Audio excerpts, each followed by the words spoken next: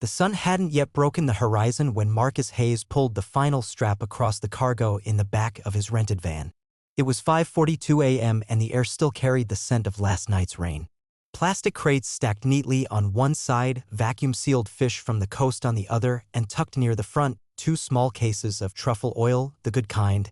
The kind he used to only read about when he cleaned out supply rooms for chefs who never bothered to learn his name. He locked the back of the van and stretched his shoulders, the quiet of the early morning his only company. The streets were empty except for a few joggers and city sanitation trucks rumbling in the distance. To anyone watching, he looked like a delivery guy because that's what he wanted them to think. Just another man hauling product for someone else's kitchen. But Brayton and Elm wasn't just another kitchen. It was his. Marcus didn't come from generational wealth or culinary academies or family trust funds. He came from Vine City, a neighborhood bulldozed and gentrified so thoroughly that the old corner store he'd grown up walking to was now a boutique floral shop that sold locally foraged eucalyptus arrangements. His first job had been washing dishes in a restaurant 2 zip codes away because the ones nearby weren't hiring, not people like him, anyway. He was 15. He worked 6 nights a week and never once saw the front of house. He learned quickly, the back door was where they let you in if you weren't the kind they wanted to be seen with. But Marcus watched. He paid attention. Not to the cooks yelling over each other or the owners drinking wine with investors. He watched the flow, the rhythm, the economics behind every decision. Where the money went, what got wasted, who really held the power. By 19, he was prepping in 3 different restaurants.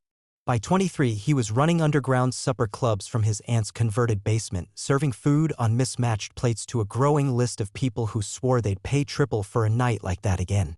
And some did. He flipped that cash into consulting work. Helped failing kitchens tighten their margins, remap their service flows, retrain staff. He never called himself a chef. Never wanted the title.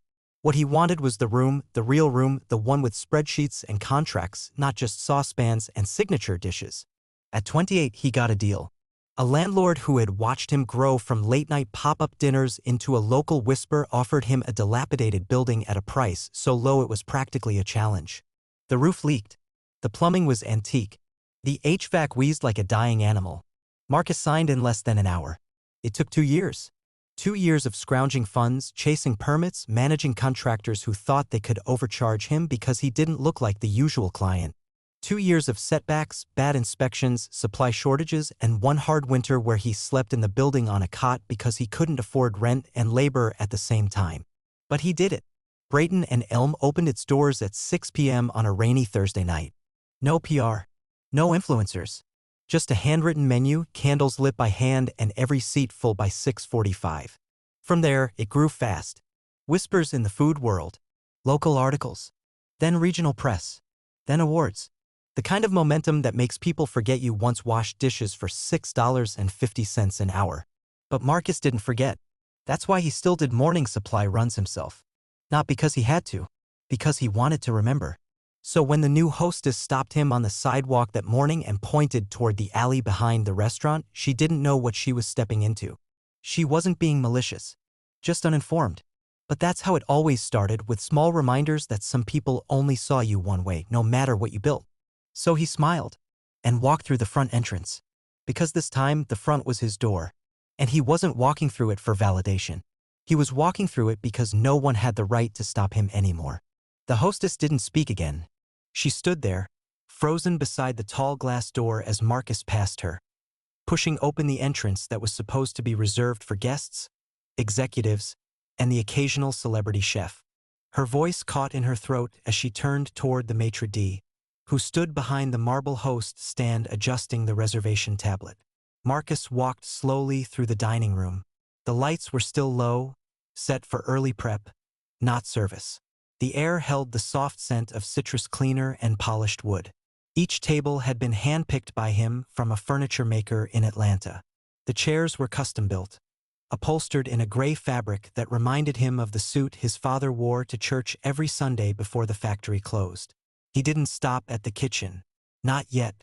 He took a detour past the wine wall, through the hallway that led to his office. He unlocked the door with a thumbprint and stepped inside, setting his tablet and keys on the heavy desk. A slow breath, a long look around. The wall behind him was bare, intentionally, except for one framed photograph. His mother at the stove, arm deep in a pot of gumbo, laughing like nothing in the world could touch her. That was the first recipe he ever tried to make on his own. He ruined it completely, but she'd eaten the bowl with a smile. Now, that photo looked down over millions in assets, multiple employees, and a building that had once been considered unrentable. He opened his laptop and scanned the inventory reports. Today's deliveries were crucial. The menu revision he'd been planning for months was set to debut this weekend. Local lamb, imported saffron. His name would be on it not as head chef but as creator. And that meant everything had to go right. A knock at the door. It was Les, his head of operations. Older, white, ex-military, and one of the few people Marcus trusted without hesitation. "She's crying," Les said. "The hostess." Marcus looked up. Les shrugged. "Didn't know." Marcus stood. "She didn't either." They walked together to the front. The hostess was sitting in the break area, head bowed, phone gripped in both hands like it was keeping her anchored. She stood when she saw him. "I'm so sorry," she said before he could speak. "I didn't know. I thought. He held up a hand. "You don't owe me anything," he said. She looked confused. "You owe it to the next person who walks through that door and doesn't fit what you expect." Her eyes widened, her mouth opening, then closing. She nodded. He didn't need more than that. He didn't fire her. He didn't lecture her. He simply left her with a truth that would live in the back of her mind forever. Because that's how real change happens, not through punishment but permanence. The kitchen was already in motion when he arrived. Chopping, sizzling, shouting, people working in rhythm, balancing between chaos and order. It was a beautiful kind of noise, the sound of pressure being turned into excellence.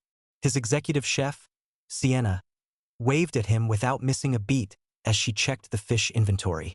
He didn't interrupt, just walked the line, made notes, tasted a reduction, asked about a vendor delay. He belonged here, but he also belonged in the next room. In the finance call with his investors. In the private tasting planned with the city council for the new food grant initiative he was co-sponsoring. In the real estate meeting about expanding Brayton and Elm into a second location in Houston. That's what no one ever understood. He wasn't just a restaurant owner. He was the infrastructure, the engine, the one who carried the blueprint in his head, heart, and hands. Later that afternoon, a food critic stopped by unannounced. A reservation was made under a pseudonym, typical, but Marcus spotted him instantly. The man had once written a brutal takedown of one of his earliest pop-ups, called it earnest but pedestrian. That review had nearly killed his first investor pitch. Now, the same man was seated at a table he paid for, eating from a menu Marcus wrote, drinking wine selected by his team, observing service Marcus trained personally. He didn't approach him, didn't need to. The food would speak. And it did. The review dropped 2 days later. A commanding vision, controlled, thoughtful, and unlike anything in the city. The kind of experience that reminds you the best stories are built from the back of the house up. Marcus didn't celebrate. He went back to work. Because he wasn't building to be seen. He was building to stay. The storm rolled in on a Tuesday, not the kind that rattled windows or flooded streets, but the kind that hits a business from within. At 10:37 a.m., Marcus received a call from his accountant. There was a discrepancy in vendor billing. At 11:12 a.m., his general manager emailed him a resignation letter. And by noon, a photo surfaced online, grainy, out of context, showing Marcus in his back delivery alley carrying a box of supplies. The caption read, "Brayton and Elm's owner caught delivering his own food. Fake it till you make it." It gained traction. Fast. Not because it was true, but because people liked the idea of knocking down what they didn't understand. Marcus didn't respond. Not publicly. Not right away. He read the comments. Some mocking. Some worse. He'd seen it before, the disbelief, the condescension. They didn't want to believe he owned it. Because ownership to them looked different. He was too young. Too quiet. Too black. Too unseen.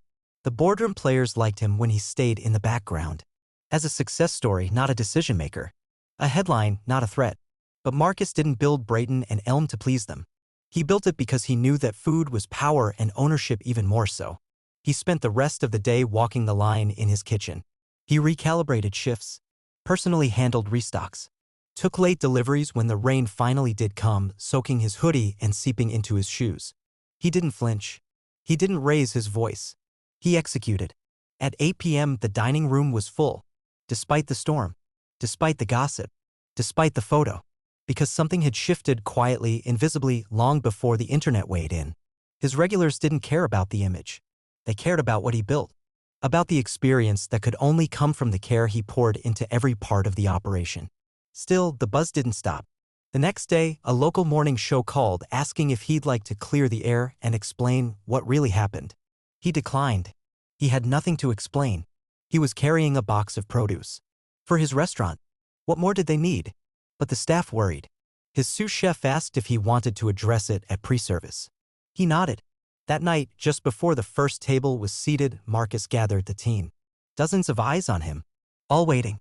He looked around at the prep station he built from salvaged stainless steel, at the bread rack installed with his own hands, at the mural on the back wall painted by his cousin. Then he said, "If they're surprised I still carry boxes, they don't understand how we got here." A pause. A breath. And if they don't understand that, they don't deserve to be at our tables. That was all. The room didn't erupt. It absorbed the truth, then got back to work. Because that was the energy Marcus had always created: quiet pride. Relentless focus. Later that night, as service wound down, Marcus checked his phone and saw a message from an old friend, someone he hadn't heard from since his pop-up days. It said, "Saw the photo? They still don't get it. But I do. You never stopped carrying it all." He stared at that message for a long time. Because that was the truth of it. He carried everything: the boxes, the burden, the bias, the blueprint. And he didn't plan to stop.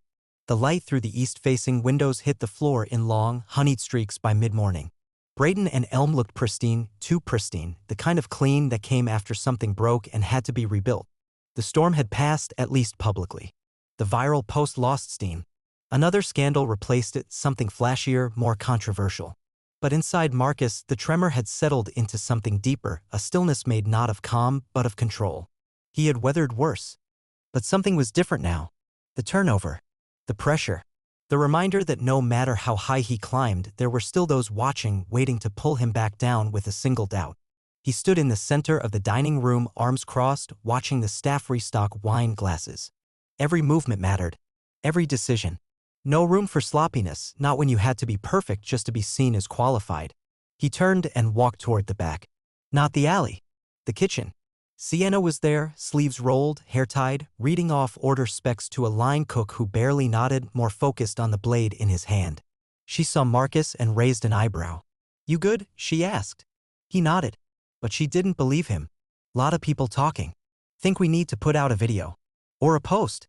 He shook his head. "They talk. I build." She paused, then grinned. "Yeah," she said. "That's why I'm still here." By noon, Marcus was back in meetings. Real ones. With architects.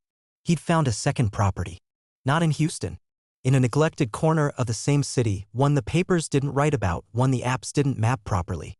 A place where he used to walk past empty buildings on his way home from school, wondering why no one had done anything with them. Now he was going to. The new spot wouldn't be a twin to Brayton and Elm. It would be rawer. Louder. Community-rooted. A place with an open kitchen, graffiti on the walls, food that celebrated the soul without needing to be dressed in foie gras. It would hire from within the neighborhood. Train from within. Create from within. He named it Backline. A reclamation. A reminder. The papers got wind of it before he was ready. A headline: Marcus Hayes opening second spot in rougher neighborhood, charitable or strategic? As if the two couldn't coexist. As if he couldn't build something excellent without it being framed as a favor. He ignored the noise. Met with local artists to plan the mural. Met with students from a culinary program nearby who'd never stepped inside Brayton and Elm but knew every plate on the menu. Met with city officials, zoning lawyers, food truck operators. He touched everything. Because that's what he did. That's what they didn't understand. He wasn't interested in being above the operation. He was the operation. One night, he returned to Brayton and Elm late, long after service had ended. The kitchen was dark, chairs flipped, lights dimmed. But the energy remained. He walked to table 6, the one near the window where his mother had sat on the restaurant's first night, smiling so wide it pulled tears from his eyes. He pulled out his notebook. Wrote a single word. Legacy. Not for a marketing campaign. For himself. Because this wasn't about proving anyone wrong anymore. It was about building something no one could erase. The cement dust still clung to his boots when Marcus stepped out of the construction zone. Backline was finally taking shape, exposed brick washed and sealed, lighting rigged overhead like theater cables, and the smell of fresh sawdust thick in the air. He'd spent the morning knee-deep in contractors and city permits, signing off on wiring, ventilation systems, and walk-in freezer specs. The building didn't hum yet, but it breathed. It was alive. Back at Brayton and Elm, things moved smoothly. Service had stabilized. The team had matured. Sienna had taken more creative control over the menu, rotating in seasonal dishes that honored roots without compromising refinement. Marcus no longer had to be in the kitchen every night. And still, every morning he was the first to arrive, the last to leave. He didn't know how to stand still, not after what it had taken to sit at the table. That afternoon, he had a meeting with an investor, not for backline, but for a real estate proposal. The man came recommended, older, white, heavyset, with a tone that carried decades of boardroom confidence and country club negotiations. Marcus met him at a downtown cafe. They shook hands. The man smiled a little too wide. "I've read about you," he said. "I like what you've built. But I gotta ask, why do you still do deliveries? Why are you still so involved?" Marcus tilted his head. "Because I don't separate what I build from who I am." The man laughed. "Look, no offense, but you're at a point now where you don't have to get your hands dirty. You should let other people handle the heavy lifting." Marcus stirred his tea, calm as ever. "I did the heavy lifting so no one else could take the credit." The conversation ended politely, but the deal didn't go forward. Marcus didn't regret it, because he wasn't just building wealth. He was building rules. His rules. That night, an emergency text pulled him back to Brayton and Elm. Pipe burst. Water flooded the prep area. Instead of calling in a night team, Marcus drove straight over. He rolled up his sleeves and helped the kitchen crew clear equipment, mop water, shut off valves. It wasn't the optics. It was instinct. The same one that had kept him moving since he first stepped behind a dish pit at 15. By 2 a.m., the water had been stopped. The team exhausted. Sienna leaned on a mop, laughing through her breath. "You're not tired of this yet?" Marcus looked around. "I don't get tired. I get sharper." The next morning, the restaurant opened on time. No one knew what had happened, because they handled it. That's what he had taught them, not just how to cook or serve or scale, but how to hold something, with care, with honor. A few days later, he got a letter in the mail, handwritten, from the hostess who once told him delivery goes through the back. She'd moved back to her hometown, was working at a nonprofit now. She thanked him for not firing her, for teaching her without humiliating her. She said she had a new perspective now, not just on work, but on people. Marcus folded the letter neatly, slipped it into the back of his notebook. He didn't need an apology, but sometimes a thank you carried more power than a headline. Later that week, he walked through the nearly completed shell of Backline. He stood in the center of the unfinished kitchen, dust circling his boots, and envisioned the future. Not just his own. There's students, hustlers, builders, people who were never meant to own anything but would, because someone had finally broken the pattern. Someone who once carried boxes in the rain, now carrying legacy. The grand opening of Backline didn't come with celebrity guests or velvet ropes. There was no red carpet, no champagne tower. Just a line around the block, stretching down cracked sidewalks, filled with families, students, service workers, artists. The very people the city forgot when it started polishing its skyline and pretending its past never existed. Inside, the energy pulsed. Raw brick, open flames, hand-painted murals covering entire walls. The centerpiece, a towering image of hands breaking chains, sketched in bold black strokes over warm ochre. The music was loud, unapologetic, a fusion of jazz riffs and boom-bap percussion. The smell of jerk-glazed lamb and citrus-fried okra clung to the air like perfume. The kitchen was in full view. No swinging doors, no partition. Just a line of focused bodies moving in rhythm, every sear and sizzle part of the soundtrack. Marcus stood in the corner, his usual attire, crisp shirt, dark jeans, sleeves rolled. Watching, not commanding, observing. Everything moved as it should.